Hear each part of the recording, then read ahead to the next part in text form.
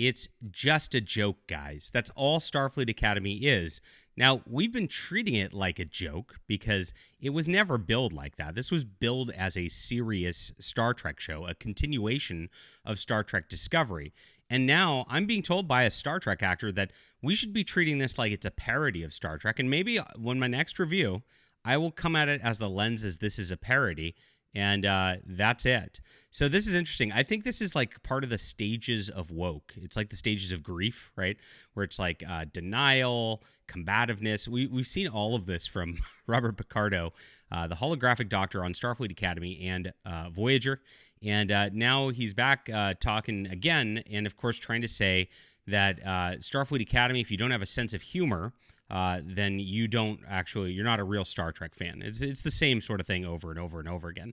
Now, this is pretty interesting. If you actually have read the history of Star Trek, this kind of debate of how serious Star Trek should be actually goes back to season 2 of the original series. There were 2 producers back then, of course, main ones, and there's more, but Gene Roddenberry and Gene Kuhn were just kind of not always seeing eye to eye on things. And Gene Kuhn actually wanted to put in a lot more comedic elements into it. And that was something that Gene Roddenberry fought. He wanted a very serious spaceship about all the time. And, he had troubles and wanted to dial down things like Trouble with Tribbles or A Piece of the Action, a couple of comedy episodes within the original series that Gene Kuhn really pushed through.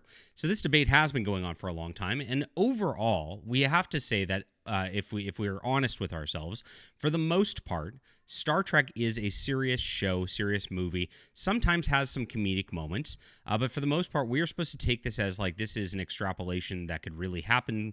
It's got a lot of like heavy science to it beyond most TV shows. It doesn't do a lot of the like magic-y hand-wavium stuff that a lot of other science fantasy shows or, softer science fiction shows do.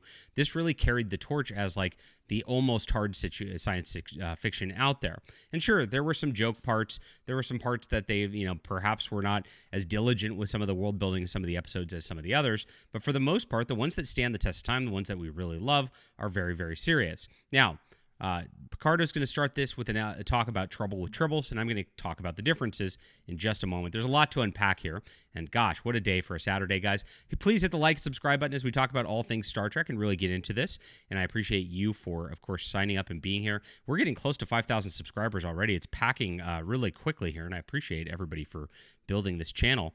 I just did this debate with the Tachyon Pulse podcast yesterday. This is my other favorite Star Trek channel. I watch him almost every single day. And good guy.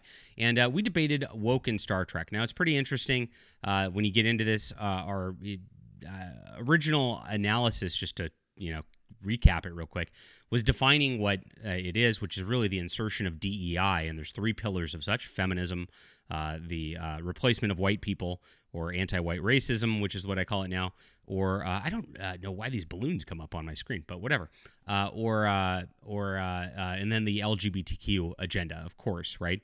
And everybody hates when those sort of themes get in there, but for some reason Jade can't process that. That's the reason the writing looks bad on all this stuff, is it starts with that flawed premise to begin with.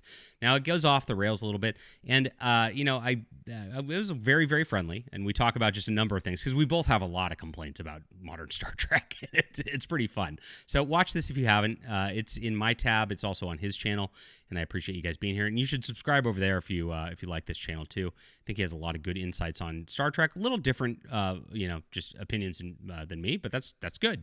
We should have healthy debate around this stuff, and that was a lot of fun. So thanks for having me on, Jay. I appreciate it. Now, I'm also making a Starfleet Academy just kind of like done right. And this started as a joke, as a parody, honestly. And I created a wonderful science fiction world that's like really deep, really hard science fiction. I talked about it a little on the stream there too. So I'm going to try to, I'm working round the clock to try to get this out while Starfleet Academy is on the air, so you guys can have a comparison of what like a serious sci-fi show would be like. Now, this is not going to be like Star Trek. This is not even similar of a science fiction world. You're going to be very pleasantly surprised if you're a real sci-fi fan. And so sign up for my newsletter to make sure you don't miss that. It's very, very important because I can't wait to come out with this. And I want this to just shoot to #1 and just scare the hell out of all these people who are like trying to put the woke Trek in there. Be like, oh gosh, we should have hired this guy, right? And that's my main goal in life. So this is my newsletter. You get 3 free books for signing up to. It's great stuff, and thank you guys for supporting that. Let's get into this news, and thanks for bearing with me on this long intro. I just thought this was kind of neat yesterday, and this is what Robert Picardo said to start this off. Some on this platform complain that Starfleet Academy cadet swallowing her comm badge is ridiculous. But what he means by some on this platform, he means me, because he follows my feed. On behalf of this franchise, I wish to apologize for tribbles, which are ridiculous unless you have a sense of humor, which Star Trek fans have. So this is where it gets interesting, and this is an interesting point. And this is what's called in debate a false equivalency. And so you take tribbles, which are, yes, definitely meant to be a comedy episode, and then apply it to the idea of Starfleet Academy. Now, there's a lot to unpack just with this idea, right? And I'm going to get into it because he goes back and forth with me a little bit on this too. But this is where it is. Yes, the triggables were ridiculous, but overall, that episode mostly still had our heroes being heroes. They were trying to solve like a planetary crisis that was going on, and the Klingons were trying to interfere with things and causing problems with this. And there was actually a serious plot behind it. Now, the tribbles are ridiculous, and the foolish people who are acting foolish with the tribbles are not Starfleet swallowing a tribble. Right? That would be stupid. And if Captain Kirk swallowed a tribble and Dr. McCoy made fun of him for it, that would be a mockery of Captain Kirk. I agree with that. But that didn't happen in the episode. Captain Kirk and the company used the tribbles as a device because the Klingons were irrationally afraid of them, and they looked ridiculous because the Klingons are the bad guys. They look ridiculous. That's okay for the bad guys to look ridiculous, and then solve the crisis. So there were humor elements to it, but it actually worked very well as a Star Trek plot and actually kept our heroes who were using their brains to make an ingenuity solution against the Klingons, and then, of course, causing problems for the Klingons, who then were ridiculous and actually outed a Klingon spy because of that ridiculous behavior. Pretty cool. And they understood it was ridiculous behavior, so that's why they used that and manipulated that. I swallowed a comm badge is very much not the same type of thing. It is showing a Starfleet cadet who's supposed to be the best and the brightest being a fat, stupid idiot. Okay? That is our hero. That's our team. Starfleet is now fat, stupid idiots. That's what Starfleet Academy tells us.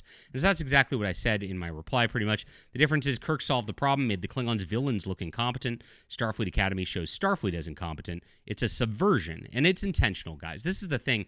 This is the problem that bothers me. And maybe Robert Picardo is being earnest here and doesn't understand the right. I don't know. He's an actor, right? He didn't write it. But I could tell the writers are intentionally being subversive with this stuff and potentially trying to, just destroy Star Trek with it, because this is a big agenda that's going across things.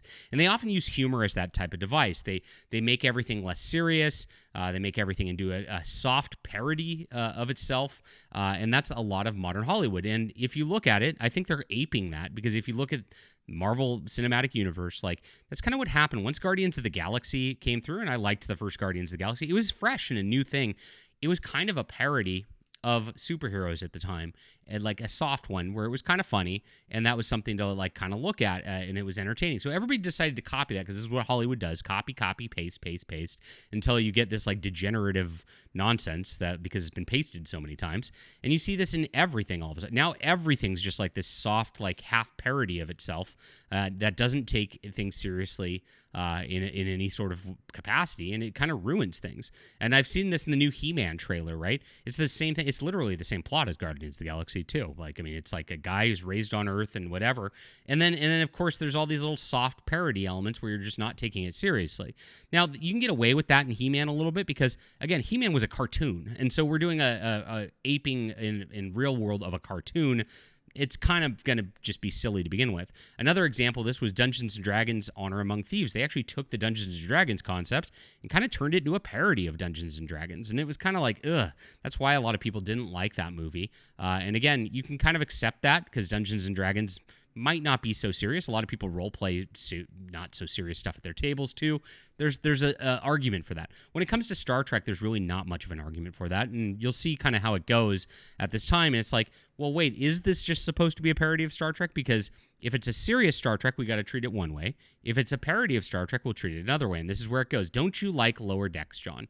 And so here's the fundamental problem with this right here.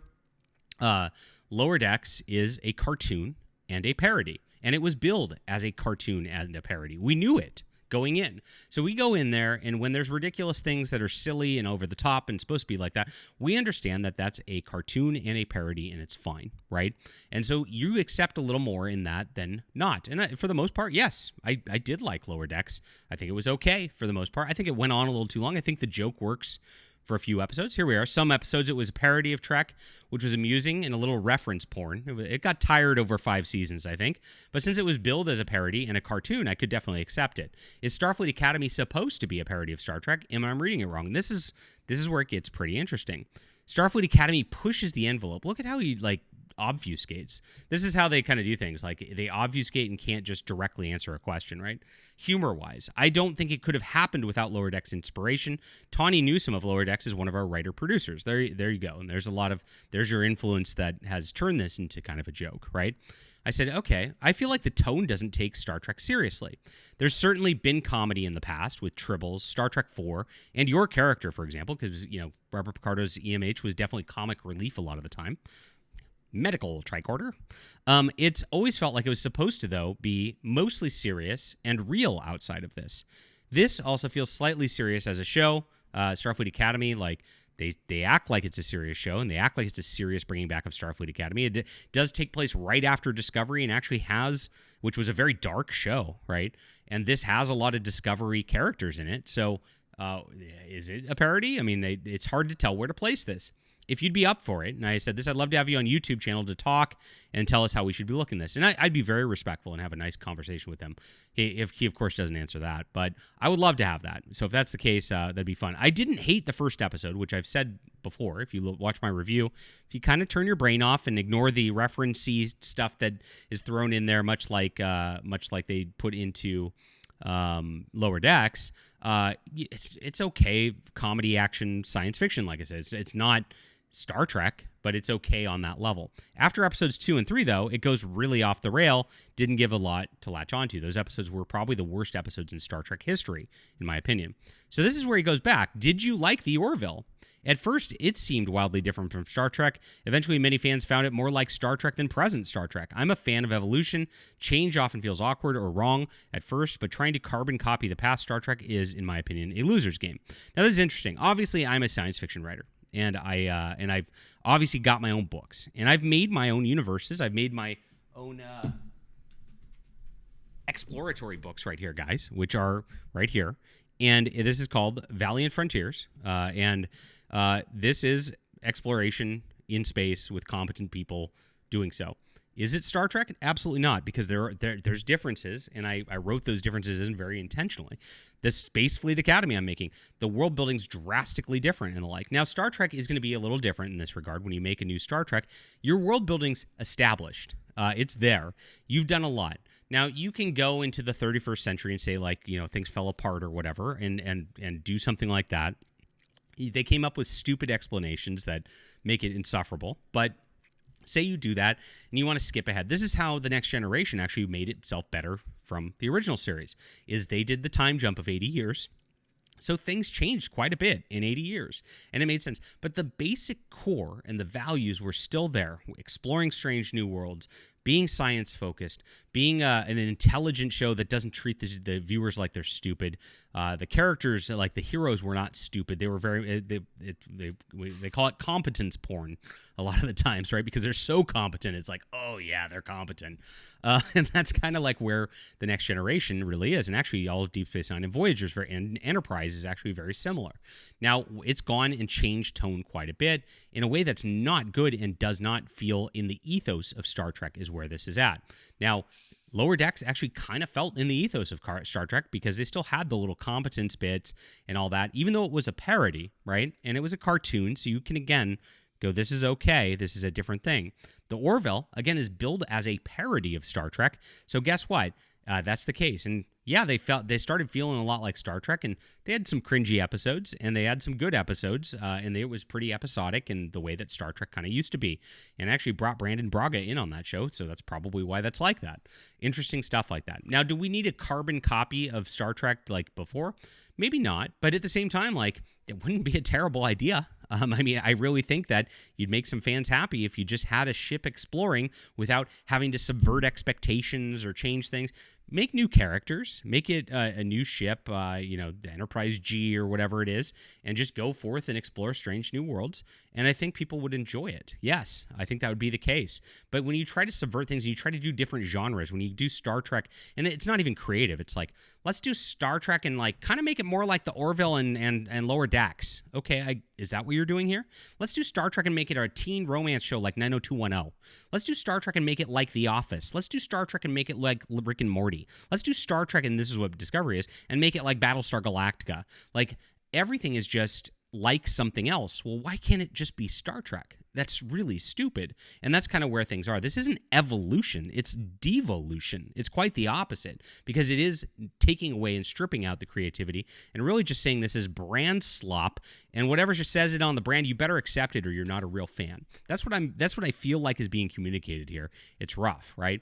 And so that's the case. Now, is this a parody? He seems to be implying, because he's comparing this not to Star Treks of Star Trek Past, but to parody shows that were kind of mocking Star Trek.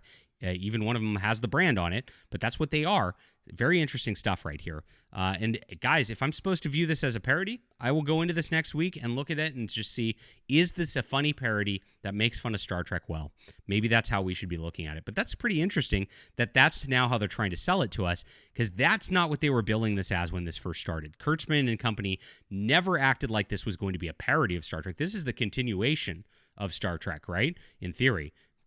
I don't know. Leave a comment down below. Do you buy into this? Like I said, I think it's like the stages of woke grief, right? Attack the fans. It's not for you. Guys. It's just a joke, guys. It's just a joke, guys. It was always woke, right? I mean, they seem to have these stages of woke grief that are happening here. It's pretty interesting.